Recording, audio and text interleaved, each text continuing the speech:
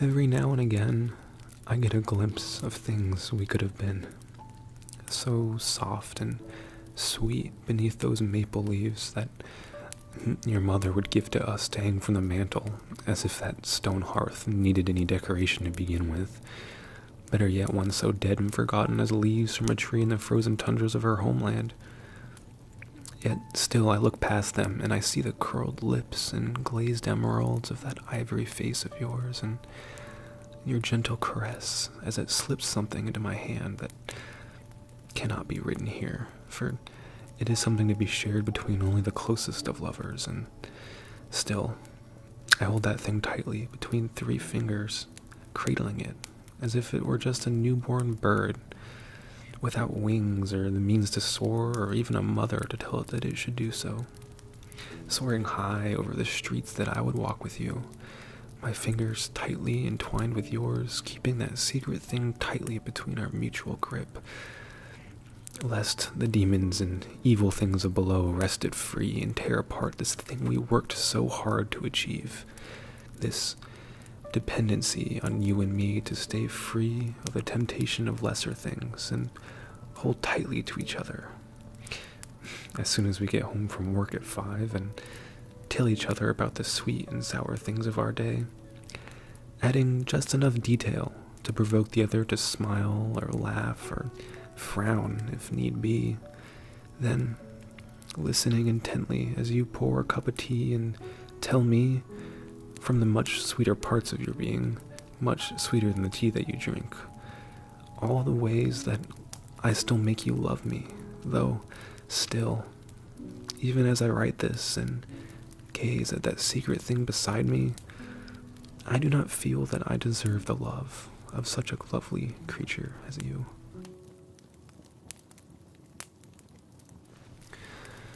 I don't think I could ever walk those paved streets again, my dear, for the last time my feet fell upon them, it was your feet next to mine. Our steps clapping the hard stones in a synchronized, syncopated symphony, and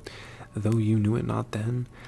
your feet were all I could look at, because your face was much too beautiful to see for more than just a moment before I had to look away and out at all the stucco walls and viney trees that grew along that shaded path that we shared so many laughs and smiles, and stole glances from the reserve of glances that are reserved for more intimate affairs that we decided to squander on little things like crinkly leaves that crushed beneath our steps as we walked arm in arm along. And so you see, if ever I will return to that spot again and look at the crushed bits of foliage and overgrowth that have not seen your feet in over 10 centuries, then I would collapse and cry into the fresh earth that just recently blew there, uncaring from another desert or perhaps tundra or some other rather unpleasant frame of reference from which you could see the moon, perhaps half as clearly as you could see it from that wooded hill where we said goodbye. Sometimes I cry when I think of that place, and the memories that now hide there, left behind by us, forgotten, as they fell from the pockets of our jeans when our major dreams were still taking place, and those little memories jumped out and made quickly to hide under tiny stones and crevices, and we couldn't see them leave back then. But now that I think about them, I yearn so desperately to go and collect them, like a tax collector dreaming of the 2 coins he forgot on the post of a fence, left there by the last beggar that he beat to take from him what was wrongfully his. These memories that can never be found again, or even seen or repaid in full by a mind, however sharp, that could seek after them again, like lost jewels in a mountainside, guarded by the giant dragon of our psyche, that will never let us back to the place we so desperately wish we could live, in the recesses of our bliss.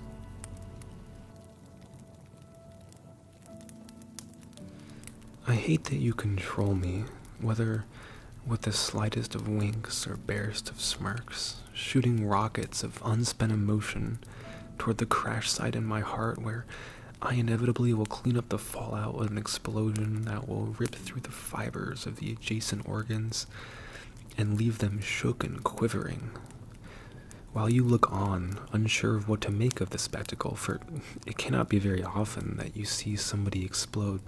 just because you looked at them.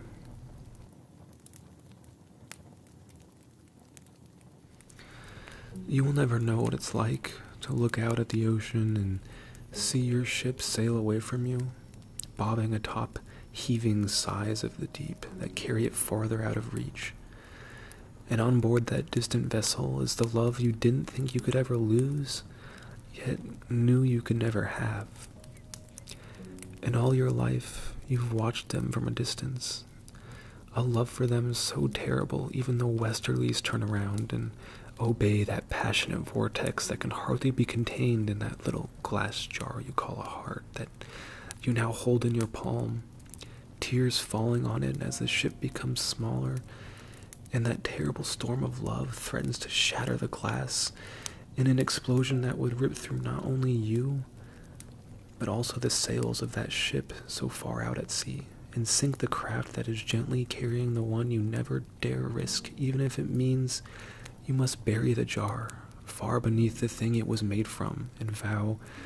never ever love again. You sat next to me that night, legs mere inches from mine, all four of ours in parallel, toes upward, yours resting on my porcelain white coffee table and mine dangling slightly from the edge of the ottoman. And your body gave life to mine. I could feel your every breath and the emotion it let escape, like exhaust from a muffler. Little intoxicating particles filling the air that I was breathing, totally capturing me with the tantalizing tenor of a song that was sung by the color in your eyes, a synesthetic recombination of light and beauty into a swirling thing that I can only call desire, for that is what you made in me. Something broke in me long ago, fell out, you could say, the second that I looked at you, and it ran away, or withered away, who really can say? Whatever it was, I didn't need it, for it only held me back from a thing I've never felt, chained to a wall of brick when I was reaching for a ray of sunshine. But now that the thing is gone, explosions inside of me erupt only at the mere thought of seeing you, which is violent indeed, considering that may never be, because your absence is all I can see now, a hollow and a heart of wood only recently brought to life with rushing streams of uncontrollable feelings that I didn't know I could feel. Yet clearly I've let them become too much of me, so please, come back to me, before I'm nothing but a withered tree. You were a talisman to me, a voiceless guide through an unbound wilderness whose fringes brushed the heavens. And should I follow your light through shrubby woodland and overgrown paths, it could be that I find you. Yet these wooded giants are not so easily deceived, and they demand something from my unfettered passage to thee, namely, a piece of me.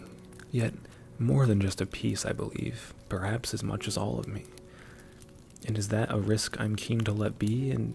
yes, I think so, for it is no risk at all. For if I should succeed and my steps lead me to yours, then I'll have gained everything. Yet if I should fail, I will have nothing to lose, for there shall be nothing left. My dreams are simple, you will soon see, for I do not yearn for impossibly high things, or even things that cannot be achieved, but just one small thing, a care from you, a trivial thing I dare to confess, for it seems like you have cares for many, from the ones you've just met to the ones that you know that I hate to see you touch. So if you could just let one care drift, to flutter like a leaf newly liberated from its branch, to land gracefully somewhere on me, then I would be content, knowing that, if even for just a breath, you thought of me. My agony is never ending when you're not next to me, for I'm just a small purple-tipped flower, opening to collect your rays as they shine from you, not by your own will or certainty, but because you radiate uncontrollably, beauty that you likely cannot even see, like the sun, if only it were dim enough to study with our own eyes. Yet when you are far away, I am in shadow, a sanguine empty that becomes quickly frigid, and my buds close once more with no reason to remain unfurled. They close tightly around my much too vulnerable seeds, but hold on, because this story has a sad ending. Because though the flower needs the sun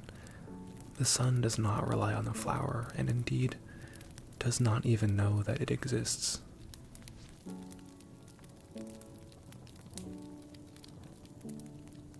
Don't argue with me when I say that I have seen a beauty surpassing any earthly charm or a highward mountain or man-made trinket, and that beauty I found is even more trivial to find twice. Not hidden in the cleft of a rock or buried under oceans of sand, or even lost in an abyss, but here, right in front of me, in your eyes staring back at me like icy pearls, studded with onyx and painted gently with blends of sea and land. In these eyes, I have seen a treasure to outweigh the king's storehouses of gold, in a material much too dense for scales, or even to be fathomed by the vast sea. It is the beauty in you, of your incorporeal spirit that pulses with a luxurious glow that enchants me now, such that I would do a dance atop star tops and straddle asteroids as they fell to earth, if it meant I could hold your beauty for an undying time.